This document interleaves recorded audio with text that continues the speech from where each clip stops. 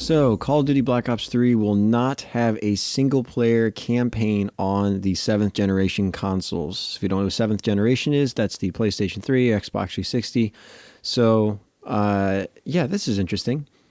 So they made this decision, which is really interesting because a few months ago they said that it will be including a campaign. So what changed? Well, honestly, it was probably because they're running out of time or making some cuts and realized that technically they wouldn't be able to achieve this.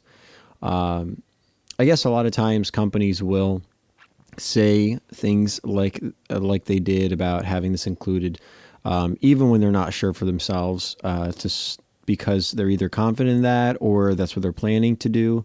And in the final stages of the game, so much can happen. And it's understandable when they change their minds in a situation like this.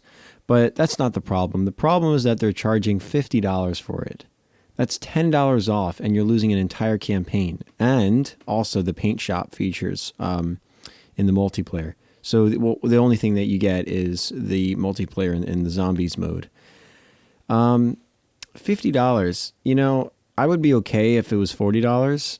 I'm still honestly not going to buy this game, and I'll explain why later. But it should be $40, maybe even $35, because that's outrageous. Honestly, $10 off, and you're losing that much content. With the sales dropping so significantly and increasingly fast on the last generation consoles. This is interesting. First, why are they even releasing these on these consoles anymore? If they know they're not selling well, why do they keep doing it? I feel like they're kind of desperate for every player to be playing this game and everybody to be buying it. There's not a lot of players playing it on the last generation. They really should move on. I understand that a lot of people can't afford the new consoles still, but when you start removing content like this, and their quote was, this is their quote, "The ambitious scope of the 1 to 4 player campaign, co-op campaign design of the PlayStation 4, Xbox One, and PC versions could not be faithfully recreated on old generation hardware." If you're losing that much content, it's obvious they're not targeting the old generation systems.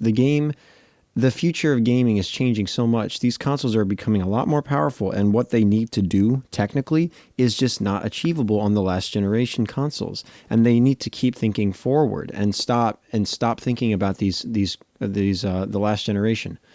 Is it really true that they could import the game's campaign over to last generation?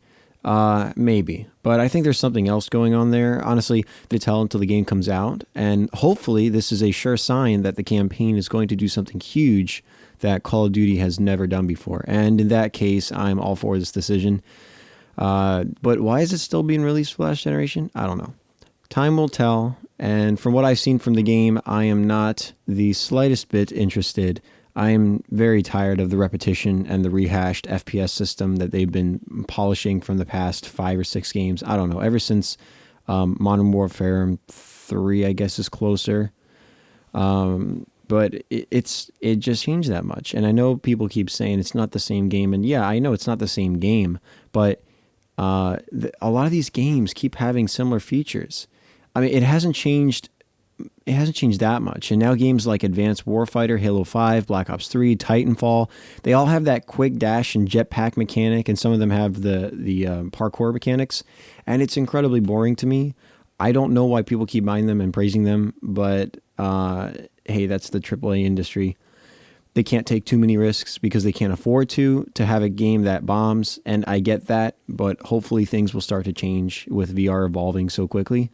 And with VR becoming more mainstream, maybe we'll get to see some true evolvements in the near future.